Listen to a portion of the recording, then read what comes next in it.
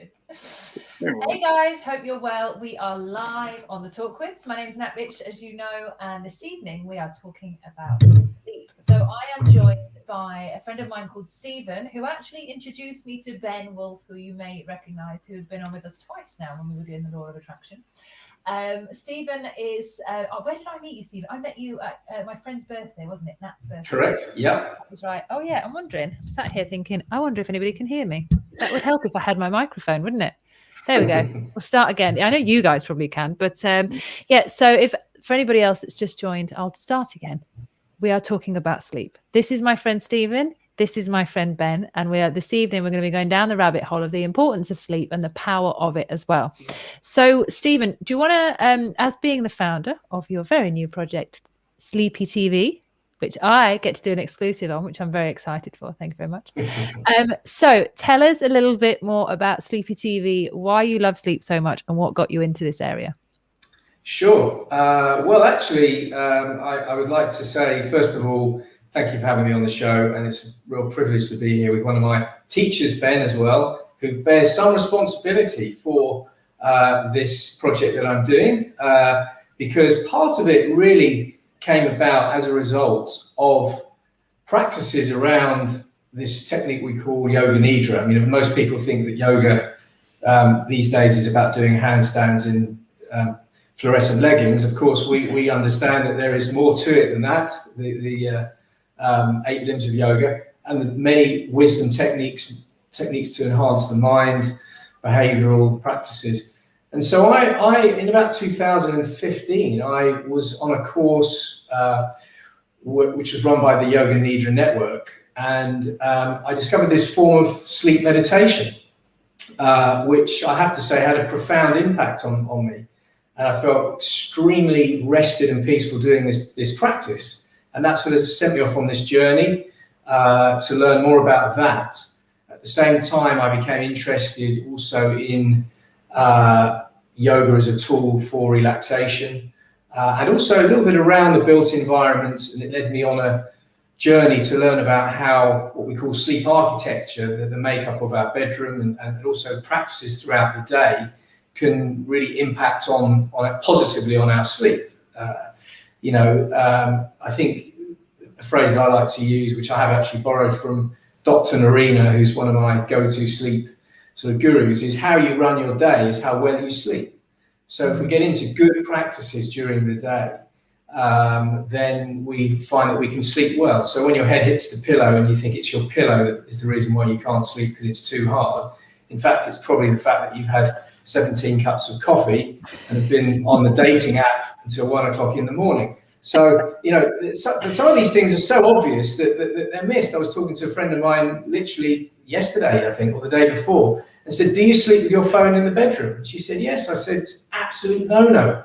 Phone outside the bedroom, Yeah. So I guess in part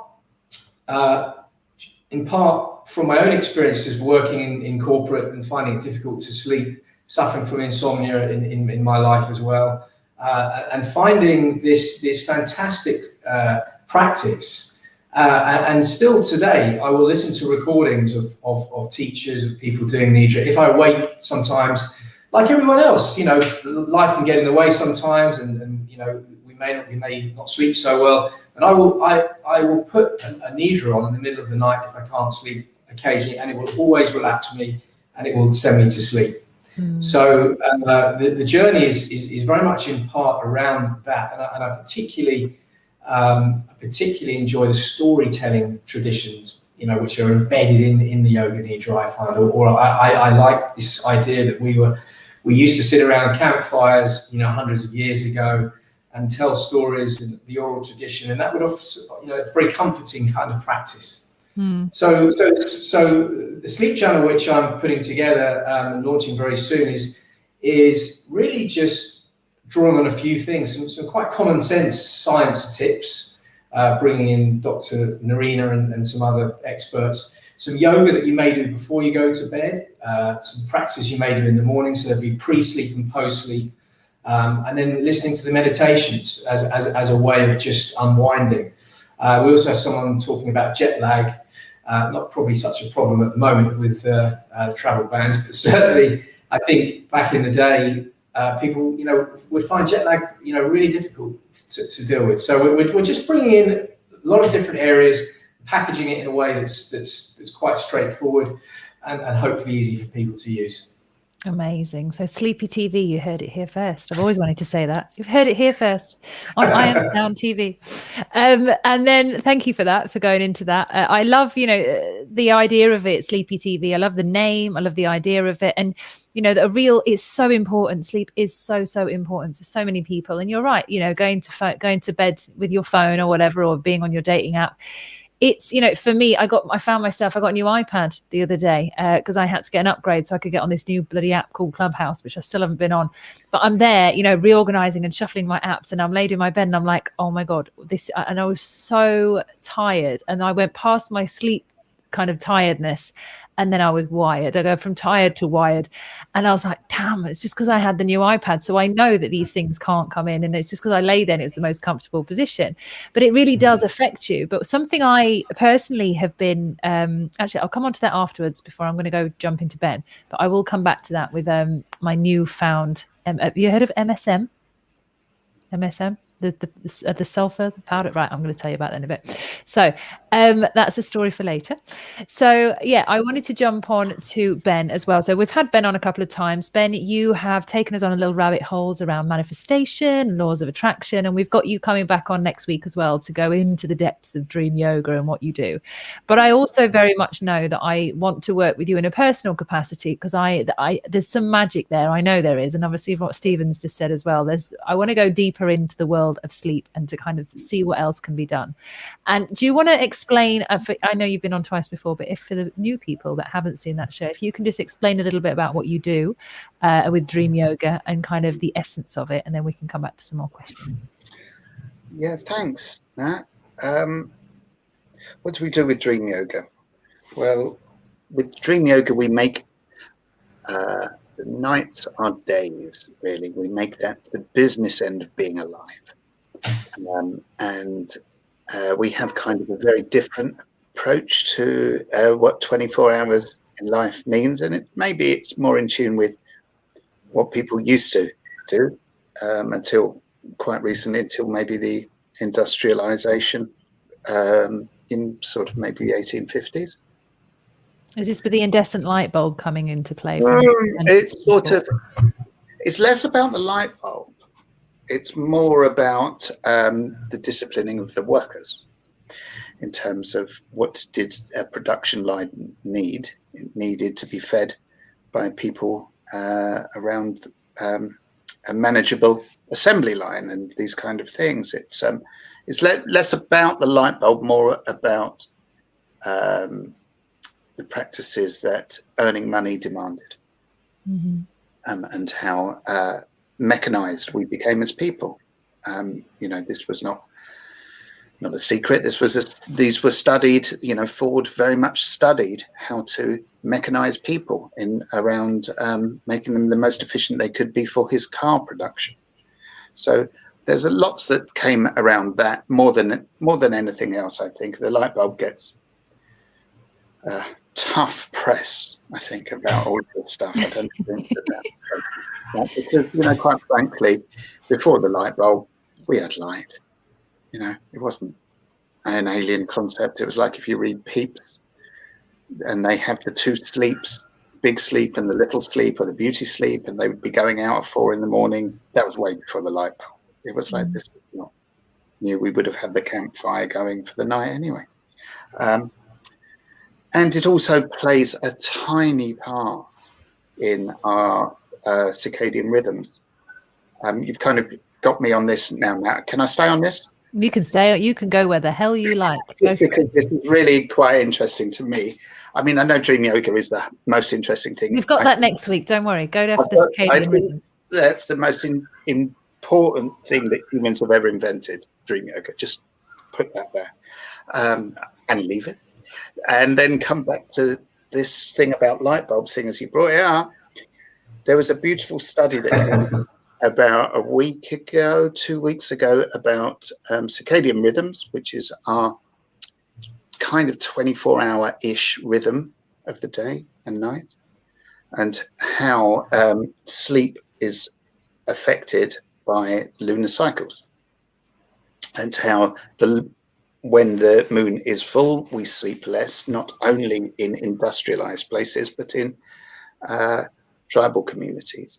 And that compared to the effect that the moon has on the pineal gland and on melatonin production, that the light bulb is tiny, tiny, tiny in its lumens compared. So I thought that was really interesting, not least because it seemed to suggest for the first time an evidence-based connection with the moon and menstrual cycles.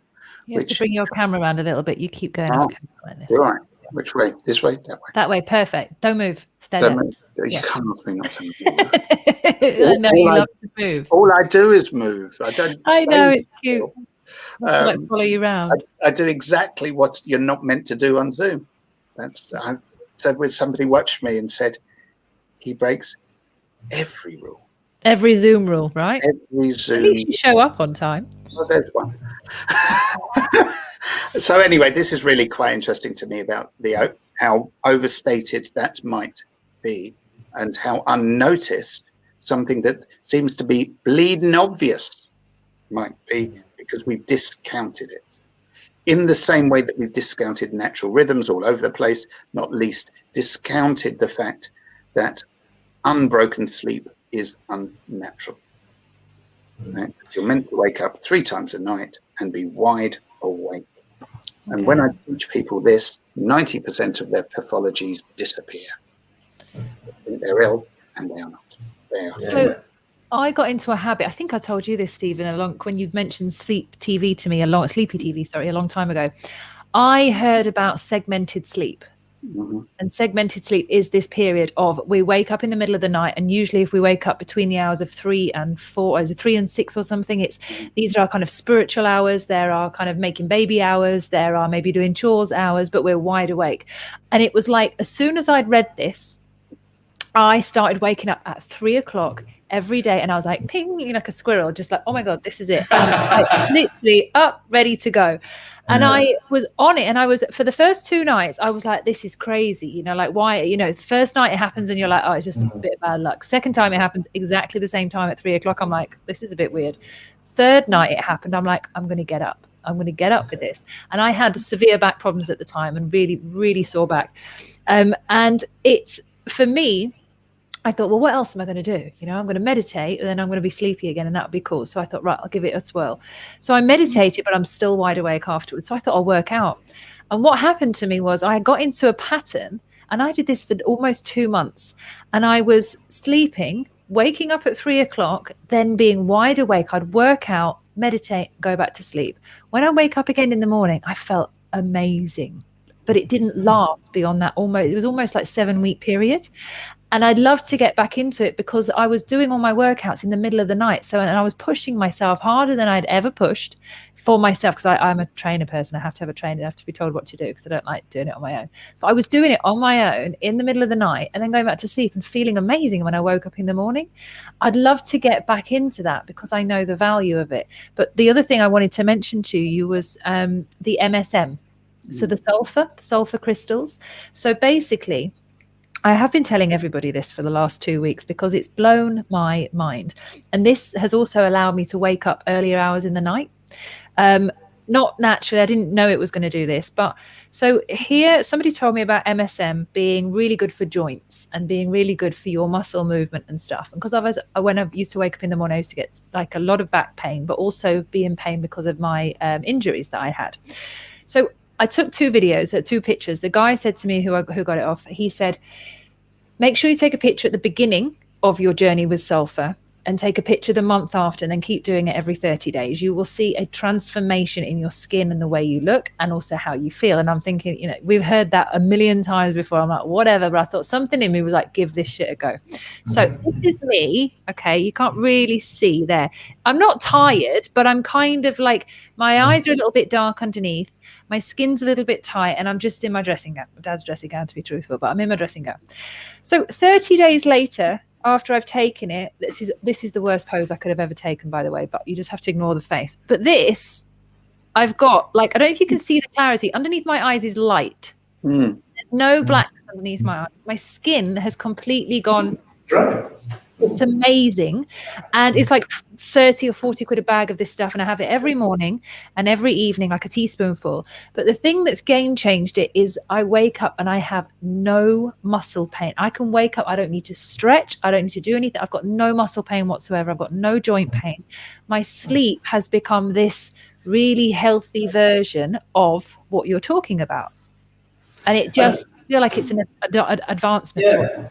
Well, just to pick up on a couple of things. First of all, just to speak to what Ben was saying about circadian rhythms, which are so important. I was reading only yesterday in the Telegraph that what they were saying there, the health experts were saying, which I think is probably very true, that the most important thing to actually get good sleep is to go outside at least once a day, especially at the moment. This idea that we have to get our body clock reset or set to light, because actually behind the eyes are these cells called the retinal ganglion cells. So our eyes are didn't just evolve to see, they actually evolved as part of the body clock, as part of this circadian rhythm, which, by the way, is present in most living organisms. In the earliest living organisms known on Earth, cyanobacteria, you have circadian rhythm imprinted in that organism. So it's incredibly important. Daylight is incredibly important. That you get outside and you get the daylight. The other thing I think it's important to say is, yes, we do wake up during the night. And actually, I mean, depending on who you read, and there are so many different sleep experts out there, you know, some will say you wake up 10 to 15 times a night, and that's okay. Half of those you'll rebound back into sleep. The other half you may wake up. And that's to do with the natural protecting the cave, making sure there isn't a saber-toothed tiger just outside. So that's normal. But I also wanted to end with a bit of a reprimand for you, Nat, because you shouldn't be looking at the clock when you wake up in the middle of the night. Yeah. So that tells me that there's a clock or a phone in the room. There's my digital clock that I stick my light on for. So what happens is you wake up, you look at the clock, and then what happens? You do a risk assessment. Then you do a calculation. How much time have I got left? And then you're awake. So I never look at the time, ever. Even if I have an alarm clock, a manual one, whatever I'm using, I'll never look at the time when I wake up in the middle of the night. That's a tip that I picked up many years ago, and I find that very, very helpful. I can see what you're saying, but there's this other part of me that's like, oh my God, it's 3:33 in the morning. Oh my God, it's 4:44 in the morning. Oh, you know, like it's that shit bit that I just love the magic. But I do love to know what time it is. Yeah. You see, you're torturing yourself. You don't need to know. You know, it could. You know, it's just. You know, it doesn't matter. You know, just. You're still in that sort of half world. It's great. Forget it. Don't worry. Even if you get up and go to the loo, don't look at the time. You know, just. I would say that, but. I mean, you're talking about the cycles of sleep, and I think what's for me has been particularly interesting in the last few years, and what I think is really catapulted this whole area into the public domain a lot more, is this idea that sleep is so important for brain health. You know, before 10, 15 years ago, we were talking about, you know, sleep for immunity, sleep for hormonal balance, sleep for general repair of the body, everything else. And the work of Matthew Walker, Why We Sleep, and others has really highlighted brain health. It's so important. You know, this I think actually he highlighted this beta amyloid plaque that gets cleansed through sleep, which is a big factor in Alzheimer's. So people who sleep very badly, who don't take enough sleep, much more prone to getting Alzheimer's later on in life. So I think it's great to see this shift in terms of, you know, 20 years ago, it was like, oh, you know, I get all the sleep I need when I die. Sleep is for wimps. Was that Margaret Thatcher that said that? Was it Gordon Gekko? I can't remember. Well, lunch is for wimps. Probably lunch.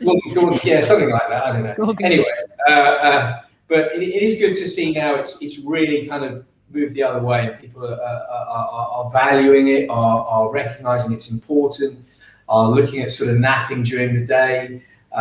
Great book I read called Rest by Alex Pang, who's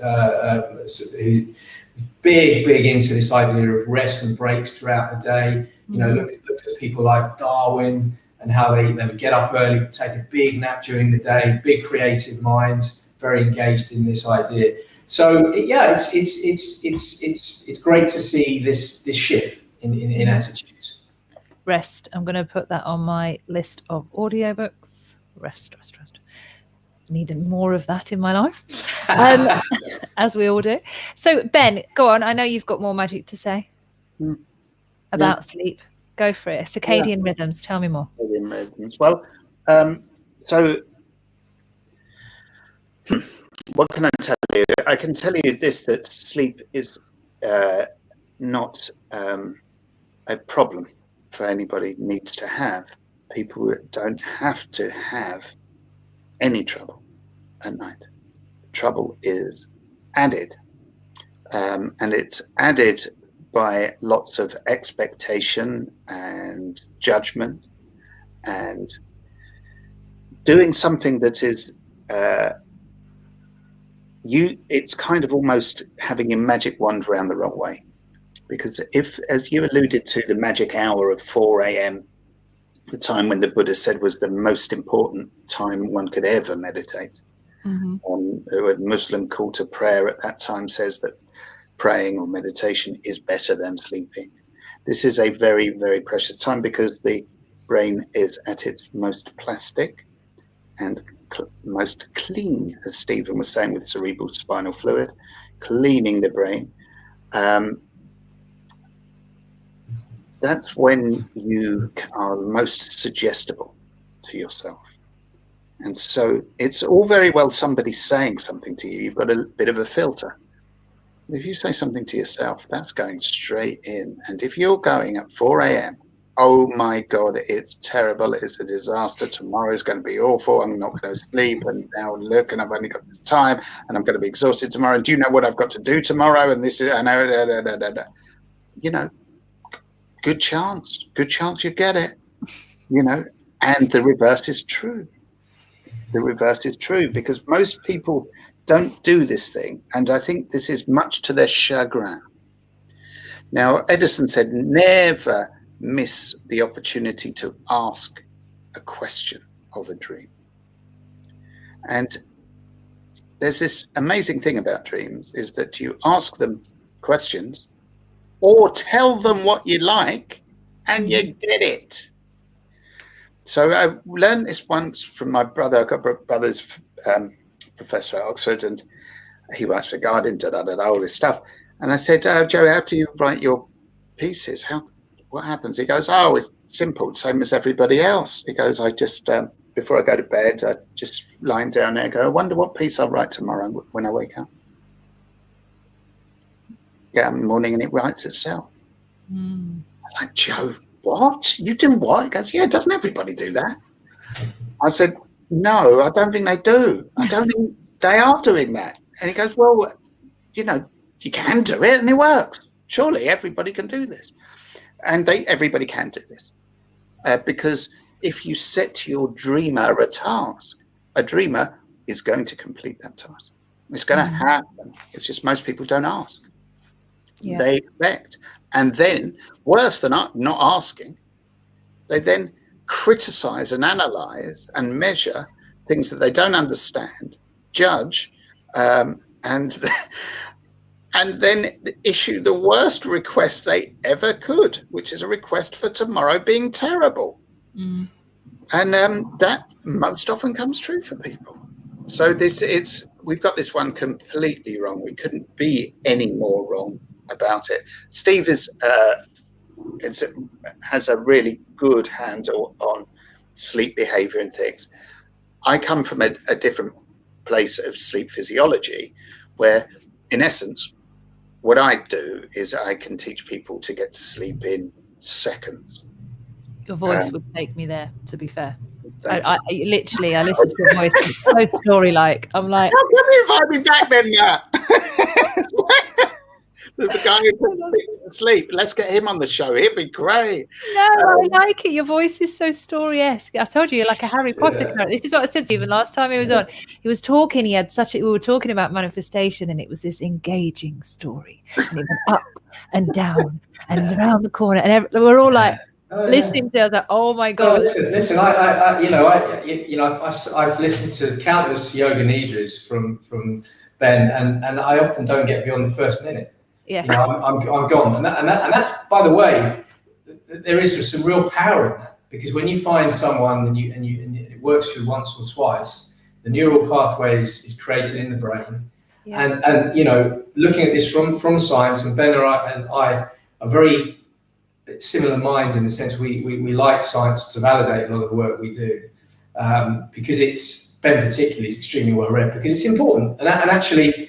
It has caught up with a lot of the practices, but the fact of listening, there are a lot of parallels with listening to a parent reading a story, to listening to music that you like, and once that comfort, that connection is established, it really does work. And so I've missed so many of the nidras, I'm sure, because I would turn up and literally within a minute I'm gone.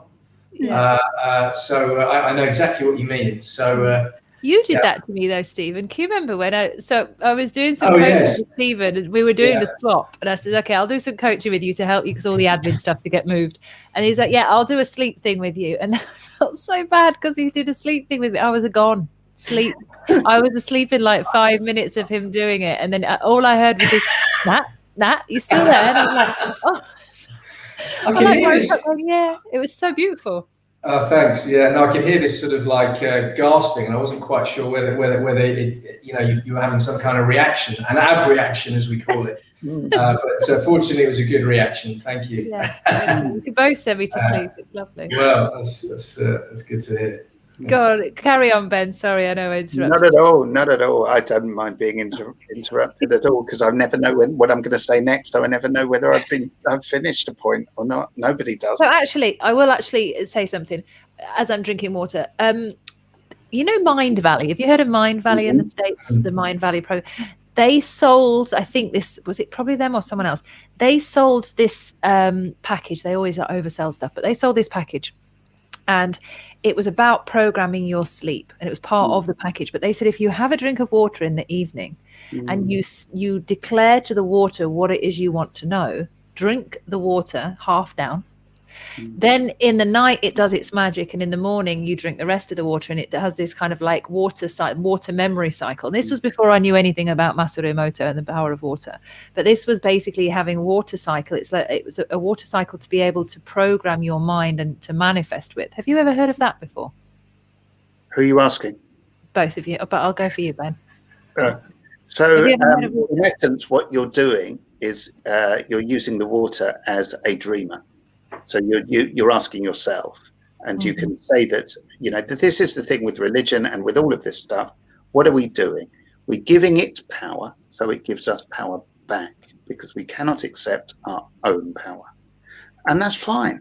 But if you need something, what did you describe it as? An invisible man in the sky or something like this? Oh, yeah, my dude in the sky. God, talks to me all the time. You're welcome, and you give power. And you get power. And some people, that really works. I mean, that's how come it was always a weirdness for me about, okay, with Buddhism, it's like, how come you're prostrating to godless religion? What are you doing here? And it's like, we give it power, so it gives it us back, because we cannot accept the power ourselves of our divine nature, of our true self, of our clear light that is within. So give it to the water if you wish, give it to your dreamer. But, I come from this point of view of that this is all a dream anyway. It's all an illusion anyway. There's an illusion of every single thought and every single feeling are illusions. This is an illusion. I can prove it to you very easily. But the point is this: use your illusion. Use it. You said that as the screen froze, that you were still talking, and it just looked like an illusion.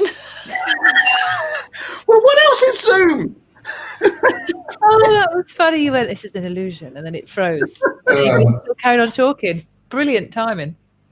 Okay, so I love that. this is the thing. But so, in a way, what you're saying, Nat, about the water is exactly what I'm saying about the dream request or the dream tell, because I've moved on a bit from asking and saying thank you to the dream or a master dreamer to grant my request. I've been writing in the middle of the night for the last 44 nights. I've been getting up for about 3:30, something like this. I don't know the time exactly, Stephen.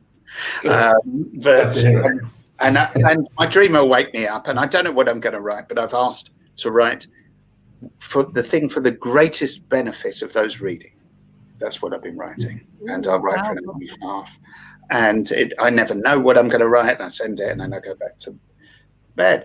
But I've been doing dream tells rather than dream asks, because I was thinking about this. I was thinking, I tell people to tell their feelings how they wish to feel, right?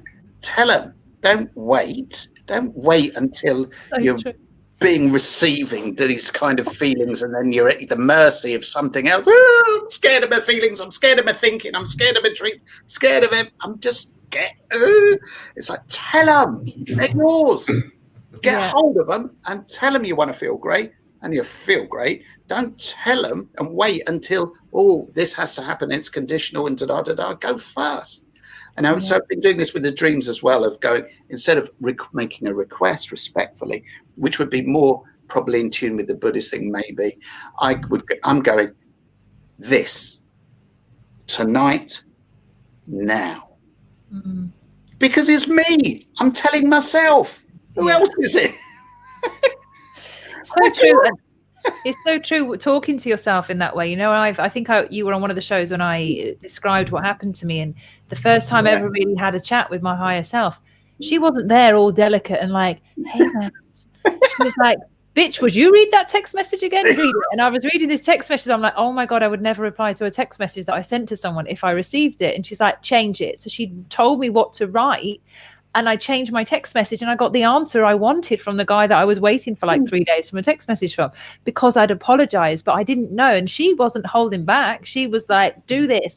And it was a real personality. There was real kind of connection. It wasn't like, I'm so spiritual and I need to ask myself how I should speak. It was just like, Vitch, would you actually reply to this? No. And I was like, okay. And I listened, and it was so effective. So I totally get what you're saying there about that, because we are telling ourselves what we would like to experience. There's no point in asking. The lazy part of you might. No. If it's all right with you, it's all right with who? What, with me? All right, me about me? What? Who is this? Where? And you get some of this, this idea also of exploration and I suppose within the Nidra, this idea of sankalpa or purpose, and it's quite interesting looking at that. For many years I was just using the sleep meditation really as a tool for relaxation mainly, but I've been going into it a bit deeper and understanding, of course, that there is this idea of purpose behind it, and this idea that the scriptures talk about everyone has a purpose, but they need to discover what it is, and often in these moments, and probably in dreams as well, very similar to the Yoga Nidra meditations, you get the ability to actually try and discover what that is. Maybe set yourself a question, a sankalpa, a purpose, or even just explore it. I think that it's very interesting. People then say, well, I don't know what my purpose is. What is my purpose? And they look outside of themselves and expect, I'll take someone else's purpose. I want that, And I think the Bhagavad Gita has a really good quote when it says something like, it's better to live your own purpose badly than to take someone else's. So this idea of finding it, is really interesting. And the scriptures talk about purpose, and with purpose, there's, what are you here to do? This idea also tied to that of having the means to do it, this enjoyment, but not in the sense of just physical pleasure. This idea of enjoyment in accomplishing a task. I think it says somewhere that the human being will brave the roughest seas to enjoy the pleasure of accomplishment, and that's what we all do. We set ourselves, goals and try and achieve them. And then there's this idea also of freedom as well. So the four ideas: purpose, having the means, enjoyment of the journey and freedom. And freedom gets the bad press in yoga as kind of moksha, this idea of, oh, let's just give up everything, renounce, absolve, dissolve all my responsibilities, all my wealth and everything else. But it's actually freedom to enjoy it along the way. So this idea that we can use the sleep meditation sometimes to engage with a discussion with ourselves and to actually explore and ask ourselves questions and try and find out what it is that we're looking for. You've used it within your work to be able to get to where you are currently? And would you say it's something that you would continue now using? Is it because you're at a point now, obviously you've just moved country, Stephen, you are launching your Sleepy TV. Is it something that you feel you can bring in at any time, or is it something that's constant that you use all the time? The sleep meditations I write often will have more sort of subliminal messages within them of like letting go or thinking positively or forgiveness. Within that, so it's a story, but it will often have a kind of a good a motif running through it, and often I'll listen to the nidras where you are exploring some facet of something. But I have a meditation practice myself, which I pretty much abide by day. So what I'm actually looking to put out into the world is based a bit more on storytelling, but with a subliminal message, with a healing undertone, with a subtext of actually, harness, use your mind in the right way, or let go of things that don't serve you. So that's very much where I am with it. Yeah. Okay. So Ben, coming back to you, you obviously utilize your work, quite often. You have loads of students as well, which we'll talk about, I think, next week when we have you back on, is the project that you're doing in terms of getting groups of people to align with this kind of sleep yoga and empowering their sleep. But in terms of kind of in the daytime, like say if I was going to go to bed, I am going to go to bed this evening, but like, what would your kind of top 3 things be that somebody really needs to do before they get themselves to bed? What are the things that we're currently doing that we probably shouldn't be doing? I know, Stephen, you mentioned earlier with no phones in the room, but what would you say, Ben, in terms of 3 things that we could try tonight that would empower us, or maybe we could try for a week? Right. So there's 2 questions that I may be confabulating in one. So there would be how to sleep and what to do with sleep. So if you were asking me how to sleep, I could tell you that. If you're asking me what to do for 8 hours so that you have an incredible life, I can tell you that as well. Would you like me to choose one, or would you choose? I'd like you to do both now. You've put them out there, please. So, yes, we'll start with how to sleep. How would one sleep? Okay. Yes. So this is really simple. I could teach you 100 different ways, but let me teach you a principle of it. So imagine that you were, I'll tell you one of the easiest ways. So I would have people breathe in for 6 and out for 6. That would be the rhythm, through the nose, in through the nose, out through the nose. I would have them without doubt, without any doubt. I would have everyone alive doing this. I would have them wearing sleep tape. Oh, I've seen this. It's in my basket on Amazon. I just haven't pressed play. There's no doubt about it. This is the greatest scientifically provable health intervention in the world. There's 1 billion people who go through your nose. Yeah, because you'll get 20% more oxygen every breath. You'll lose weight. You'll stop having to pee in the night. Stop snoring. And if you pee in the night, by the way, that's a sign that your hormones are out of balance. How do we know? Because there's a hormone called vasopressin that is meant to be released at night to tell the kidneys to stop releasing water. Oh. If your relationship of vasopressin and oxytocin is out of balance, be prepared for them all to be out of balance. Now, this is important because we're the only animal that does that. Your dog and your cat, you would know it if they were peeing in the night because there would be a terrible mess when you came down.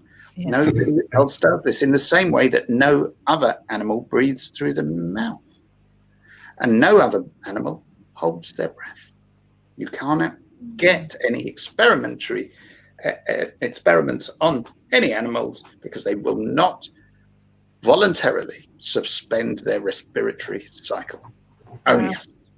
So the first thing I would do is non-negotiable is sleep tape. Because my wife does, who's not into this stuff at all, but because of how much weight she's lost and how good it is for the skin, like you and your sulfur, she wears this. Might be a bit cheaper than your sulfur, but just saying, 8 rolls for £3. It's multi-pore surgical tape. Yes, this is by 3M, nothing special. But aside from that, so this is what I would be looking to do. I would be looking to convince my brain that my body is asleep and that I am asleep. And how will I do that? I will be doing that by having activity in my imagination without my body moving. Because if I do that, my brain goes, when does this ever happen? When are we moving, not moving? When are we moving, not moving? When are we moving, not moving? When we're dreaming. And this is easy. This is very easy stuff to do. It's how come kids fall asleep with stories, like Steve is saying about stories. What are the kids doing? Are these stories about sleep? No, they're stories about dragons or princes or activity. Their eyes are moving while they're lying down. Brain goes, when does this happen? When we're sleeping. So parents have got this completely wrong about having to calm their kids to sleep. If you've got a kid and you get them, if they're a boy and they play football or cricket, you get them to imagine that, they'll fall asleep really quickly. If it's a girl, she may play football or cricket, or she may have some other activity. It might be a boy like skipping, somebody else, whatever.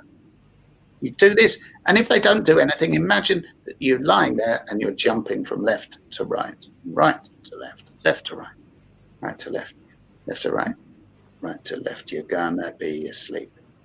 Other things you can do which are more fun, which can raise your intelligence, 13% they found in this study. By accident, they found that they weren't looking to do this, but this is what they found. Nothing moves IQ, this moved IQ. Imagining colored letters, different colored letters, faking synesthesia. Synesthesia is when you cross senses, so that you might hear music and get a taste in your mouth. You might hear the day Wednesday and go, that's indigo blue. Right? When these senses cross. Now, if you do this, you without doubt increase intelligence. Now, if you do that around the house by imagining, so you're lying in bed, this is one of my classics. I teach these techniques with a woman called Claire McDonald. We're doing 10-hour short course, right? How to do this. 10 techniques, an hour each, explaining physiology, easy stuff. You'll never be troubled by sleep again. We're doing this in May 25th at the Shala Online virtual course. So you could do this one. You could be lying there and you could have a treasure hunt around the house that you're looking for something around the house that begins with A. And then it has to be in a different room that begins with B, that begins with C, that begins with D. You can do that by alphabet or you can do that by color. And you're going to be asleep in minutes. But not only are you going to be asleep in minutes, you're going to be getting more intelligent whilst you sleep. Wow. Which is a kind of good use of time, right? Not only that, but if you're breathing in that way, it's better than sleep. And if you've got your sleep tape on, you are correcting health imbalances, including the one that Steve said about Alzheimer's. He's quite right, you know. Mm-hmm. It's that the people with the lowest level of blood oxygen at night in the brain are up to 8 times more likely to get Alzheimer's. You don't want that. Your job is to oxygenate your brain while you sleep more than anything. People talk to me about supplements. They talk to me about food. They talk about this. They talk about drink. They talk about this. That people say, Ben, you say that 95% of your energy comes from oxygen. What? And how could that be? I thought it was food. And I say, what happens if you skip breakfast? Nothing. What happens if you skip oxygen for breakfast? Where's the energy coming from? Yeah. Right? It's like the breatharians, isn't it? They, they can go on for days and days and months without eating a thing. It's the breath that they utilize. And not that I'm advertising. I'm not, nor am I. I'm not advocating that. But what I am saying is that 95% of your energy comes from the breath. And when do you use the most oxygen in your 24-hour days? When you're dreaming. That's when you need it. Don't be oxygen deprived when you need it most. How do we know this?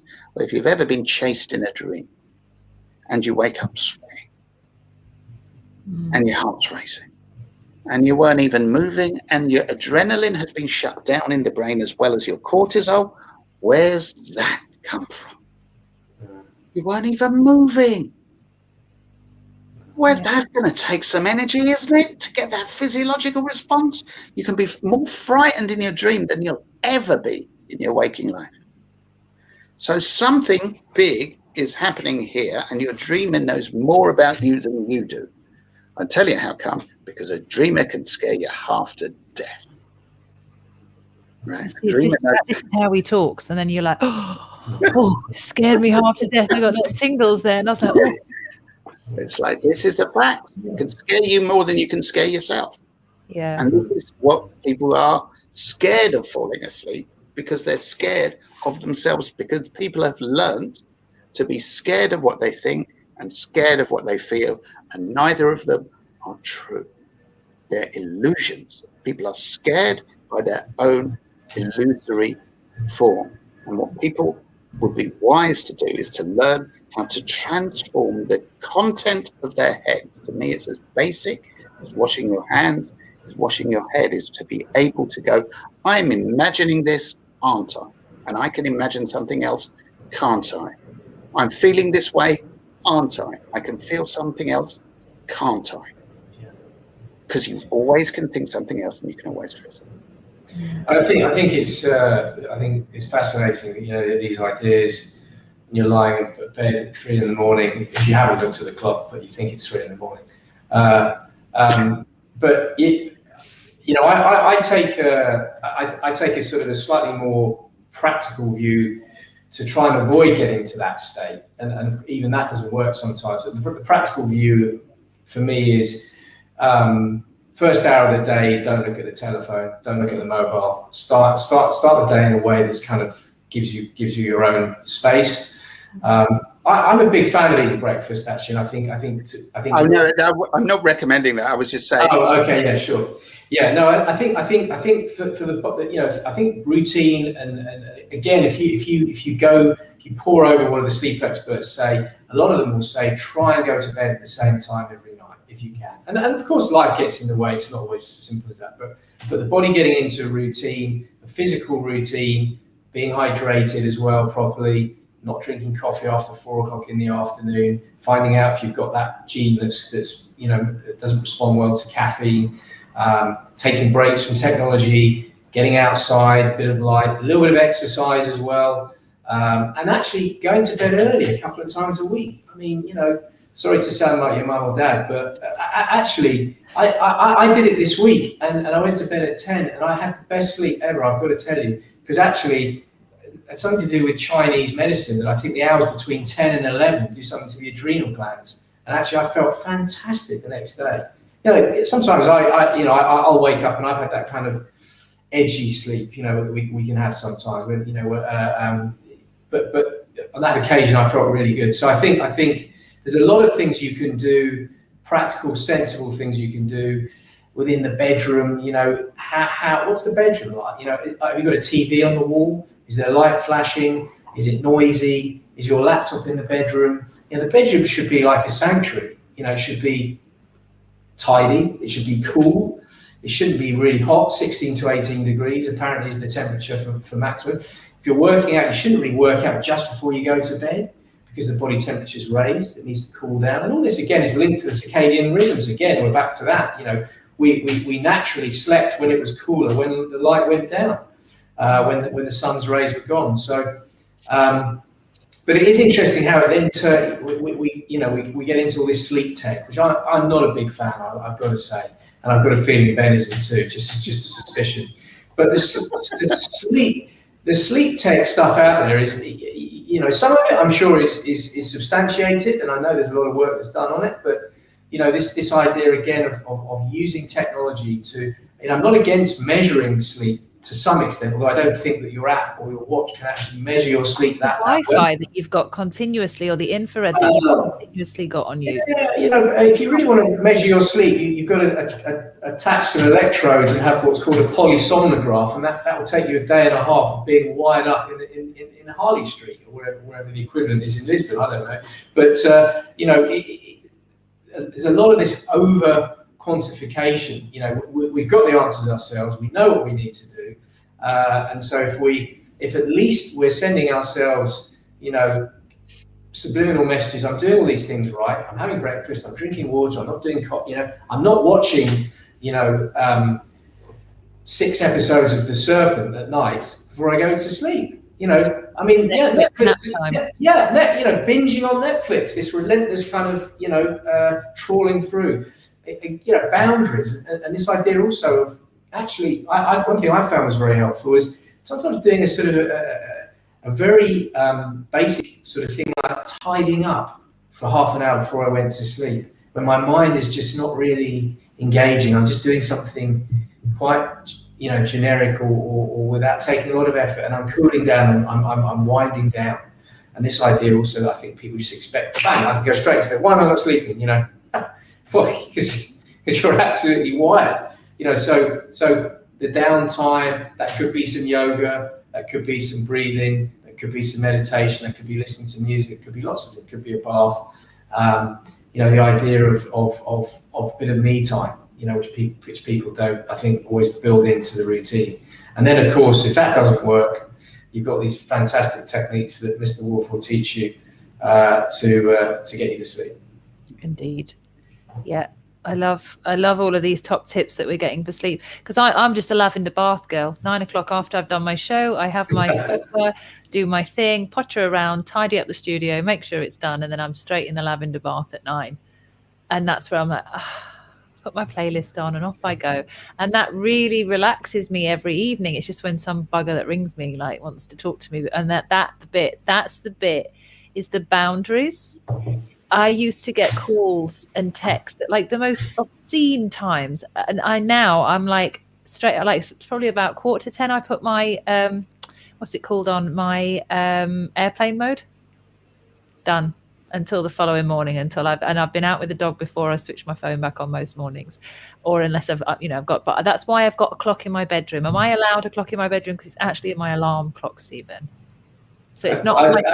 I think you can have it face down. Can we have a compromise with the clock face down, maybe? I don't know. If you want to come and if you can sleep at mine for a night, and then we can see whether it's too bright. It's literally just a little pink clock, and I have to press a button to see what time it is, and it's a blue light that comes out, that comes and tells me what time it is, and it flashes straight off. It's not bad. Yeah. I mean, to be fair, it does sound a bit shitty. It's one of those digital alarm clocks in the morning. Best wake up. But your theme tune, Nat. You right? What? The first thing you hear in the morning is your theme tune. Yeah. You sure? Oh my God! It needs to be something better than what it is. I would say so. Oh no! Okay, so I need to. That's good. Yeah. That's a good point, actually. That's a very good point. So, what about these clocks that are not the clocks, sorry, but what about these? What's them called? The Lumi clocks. That's it. Yeah, where they naturally kind of wake up. Yeah. Yeah, I mean, they've done extremely well.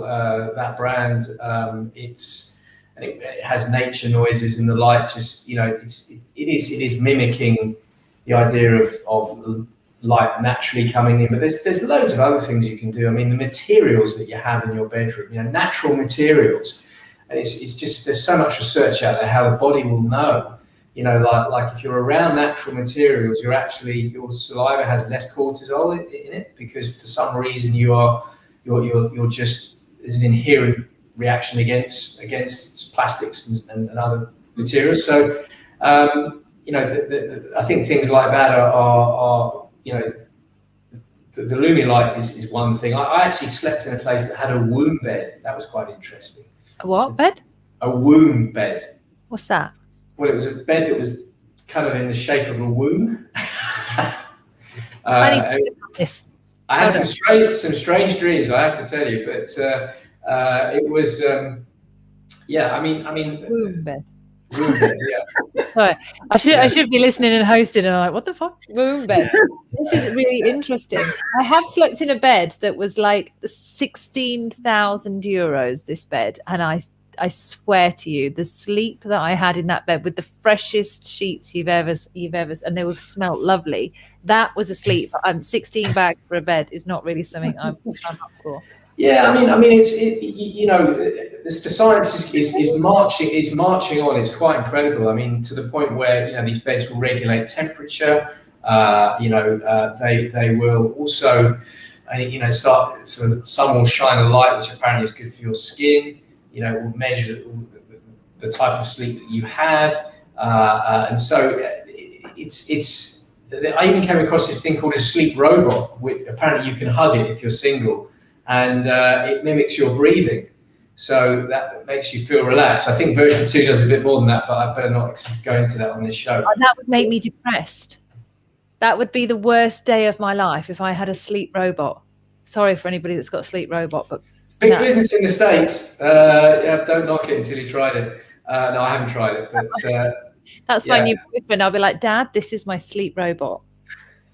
He's just going to be like, great, she's going to be living with me till she's 90. Great. I've just found a womb bed. Is that That's it. That's the one. Yeah. And have you seen one of these? Yes, I have. It was amazing, and I should give the designers a mention who kindly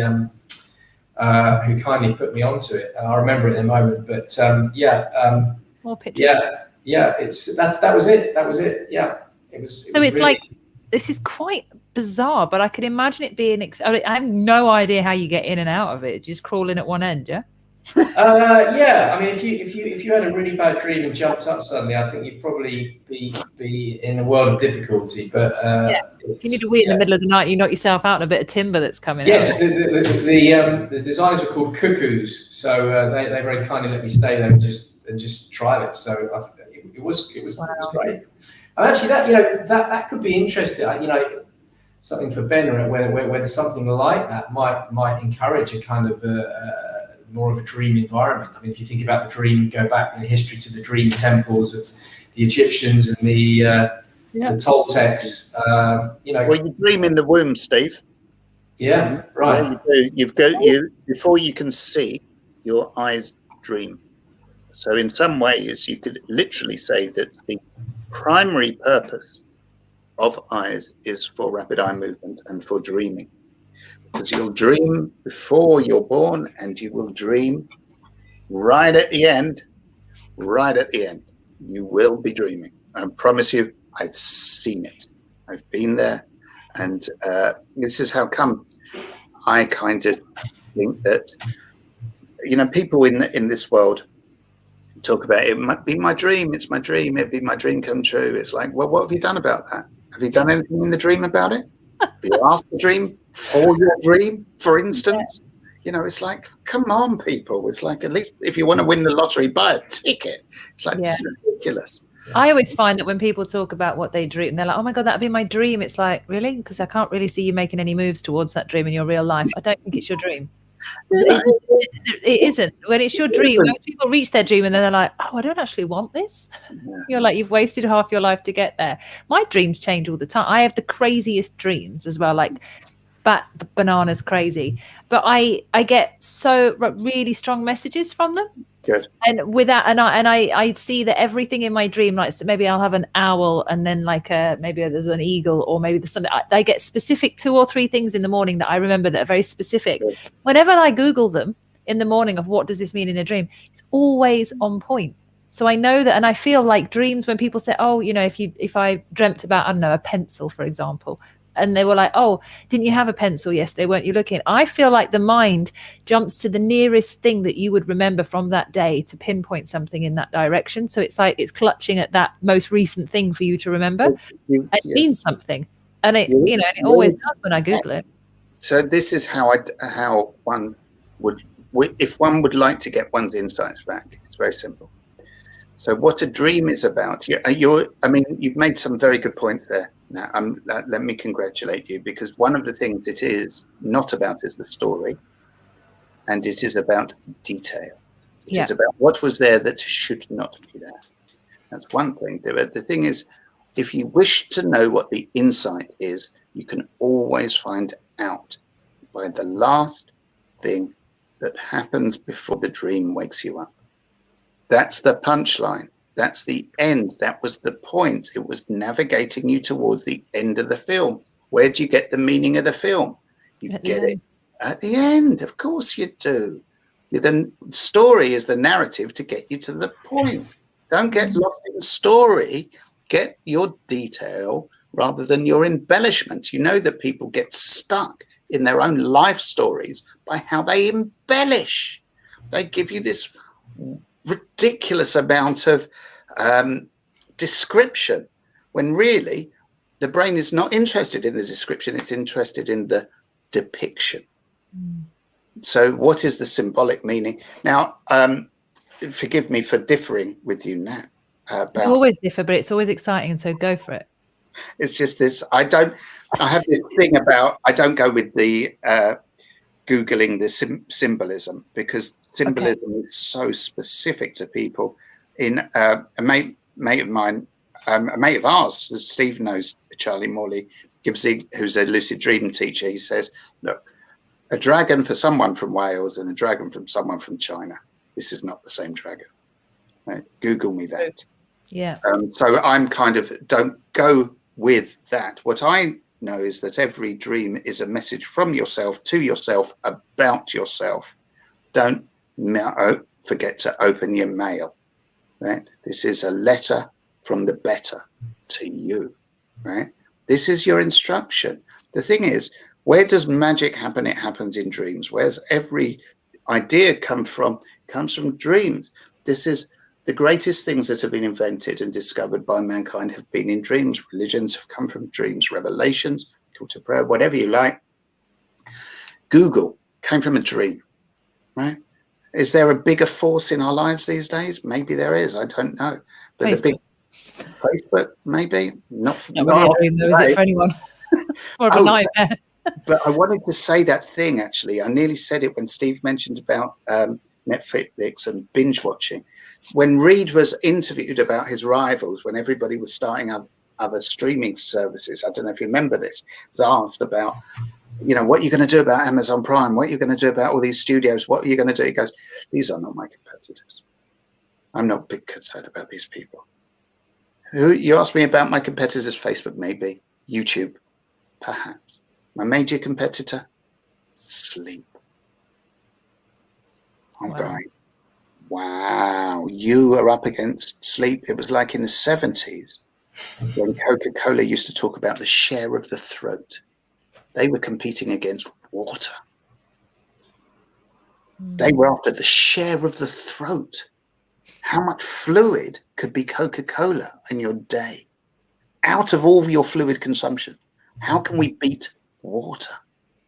Right? And how can Reed beat sleep? Well, he's tricked the brain into there's this thing that the brain cannot stand, which is the incompletion. So it's the cliffhanger. So this is how come the cliffhanger and the counting down is so hypnotic. The autoplay. These are as bad as likes for the brain. Likes kills the love. We know this. It's like, you can have like, but don't expect any love. Yeah. These are the things, these forces. This is what happens when people who hate communicating devise our communication systems. I know. It's all the introverts that have smashed it on communication. Yeah. Absolutely. The people who hate people. This is what I do. I said this thing about, I'll just leave it a bit about. Yeah, I had this thing about a gym I used to do yoga classes for. The members used to be really looked after until Pay-As-You-Gym and Groupon turned up. And then the members were absolutely neglected, and the fluffy slippers and the dressing gowns went to the people who paid the least and were never going to come back. The people on the Groupon offers and the people who were Gym As You Go, Pay-As-You-Gym, or whatever it was called, because that's the power of the review. Right? It was worth more to them than the thousands of pounds the members were paying. And the members got short shrift. Did this make for a better world? Not a bit. But who designed those offers? These men, young men in Silicon Valley who use gyms like that, right? Who they designed a world around how they act and how other people acted about quality and values and things that mattered and aesthetics and integral values didn't matter to them. You know, half of them were Asperger's or autistic. This is not controversial to say that there's hardly been a tech company owner or runner who hasn't been somewhere on the spectrum. And this is about people who are systemizers, who have no empathy. You know, the autistic community, Simon Baron-Cohen talks about this is systemizers versus empathizers. Where are you on the scale? Our systemizers have systemized us out of our empathy. Look at the world. Where is it gone? It's gone on numbers. How many? How many numbers? How many friends? How many followers? How many? Not how good. Yeah. Well, so I guess that feeds into the sort of Homo Deus narrative a bit, doesn't it? You know, the Yuval Harari, you know, data is science is the new religion, that everything is quantification, which is don't do it to your sleep, people. Yeah, I agree. You know, I agree. I think you know yourself when you slept well. I don't want a freaking app to tell me, sorry, mate, you didn't sleep that well. What do you mean I didn't sleep that well? I feel great. Don't tell me I didn't sleep very well. You're going to stress me out. You know. Something else to fail at. You can't even sleep anymore. Says some programmer in Silicon. No. Apparently, it is a recognised condition according to The Economist. Ortho-insomnia, I think it's called. Yeah, fear of not getting the good enough sleep means you can't sleep. It's been recognised as a term because you know your watch is telling you, oh, you didn't get the right sleep. Okay, if I'm running like an Ironman, I might need to know perhaps if I didn't get optimal sleep. But if I'm not, and I'm just like everyone else, I don't really give a monkeys. You know. Yeah. You can swear sometimes on the show if you want, Stephen. Yeah, I almost did there, but pulled it in. I saw. I wish I had your skills of reversing the swear words and placing it, because my dad would be way happier. It's like, can you not swear on your shows? I'm like, I could not. Sometimes I do, sometimes I don't. Sorry. It's a good job we don't have a watershed. But when you just said that, you know, there's all of this stuff out there, that there's a this for this and there's a this for that and there's a term for this and there's a term for that. I came up with something called CRD ages ago, which is context replacement disorder. And it came to me, ironically, just after I woke up.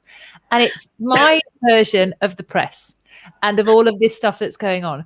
CRD is context replacement disorder. Whatever story is out there, they twist it, put a different one out, give you the version they want you to give, and you end up going, oh, this is how I live my life because this is how life is. It's not how life is. The story is always manipulated and always twisted. We are suffering from CRD, not from anything else.